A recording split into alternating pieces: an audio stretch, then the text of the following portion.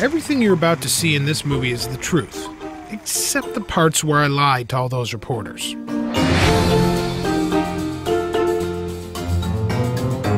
I'm a film director that you probably never heard of. That is, unless you stay up really late most nights watching movies on cable TV. I pretty much have always labored between the frames, so to speak. I direct genre films, B-movies, action, sci-fi thrillers, and more recently, shoestring budget disaster films.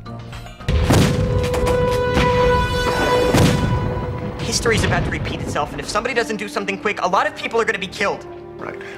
Has anyone ever told you that you'd make a wonderful science fiction writer? I'm not making this up, do you hear me? I'll do whatever it takes to get the word out.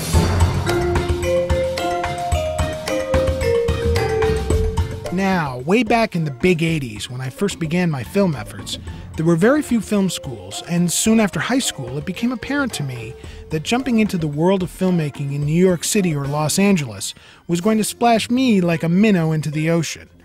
So I returned to my small hometown in Vermont, pronounced myself the big fish, and started making films using whatever means I could. I bargained away my college fund from my parents to help finance my first film, and at 19, wrote and directed the now infamous feature, Time Chasers. Excuse me, General. Citizens, the Church of the Holy Hologram needs your cash now.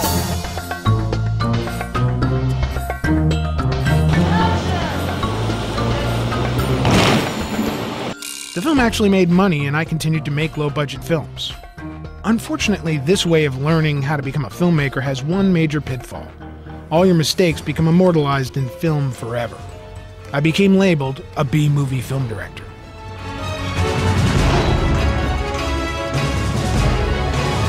It's kind of funny, isn't it, Jack? I don't think so.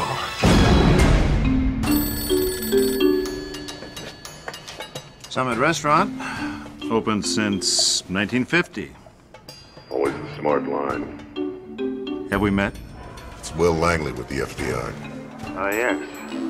Will Langley, the brilliant negotiator in Santiago who got all of those agents killed. Happily, though, the budgets on my films kept growing, and soon I was getting hired to direct movies of the week for television. This was where I met John James. John and I hit it off well. He and I did quite a few films together, although I admit to stretching our friendship a bit to get a little more production value into my films. Help! Help! But everything, our friendship, reputations, even our ethics were about to get stretched further than both of us would ever dream. John wanted to try his hand at producing, and I had a chip on my shoulder about my status as a B-movie maker. For many years, I planned on making the ultimate B-movie, a parody and tribute of sorts to the genre of B-movies. A wink, a nod, and a bit of the middle finger tilted at Hollywood. For I had noticed, as did others, that Hollywood had started making B-movies with A-list budgets, and they were slowly pushing me out of the business.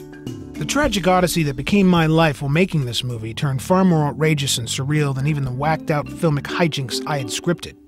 Reality trumped John and I big time. Many have said that there is no more unbelievable story than the truth, or even simpler, you just can't make this stuff up, folks.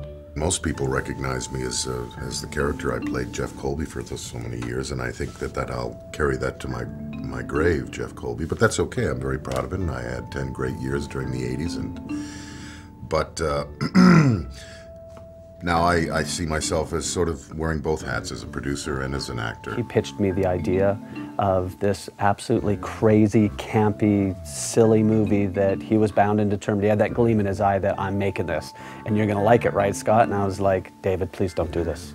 We were looking to cast this goofy blonde character, and we were in a casting session, and all these names came about, and somehow, some way, Anna Nicole Smith just popped out of my mouth, and I went, oh.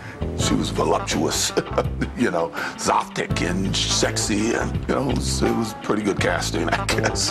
Her sense of humor was perfect for the part. It's an alien movie. Anna Nicole Smith, oh my God. Bringing her into this movie was like, it was basically like shaking hands with the devil. In the back of my mind, I was thinking, better you than me, buddy. You know, go for it.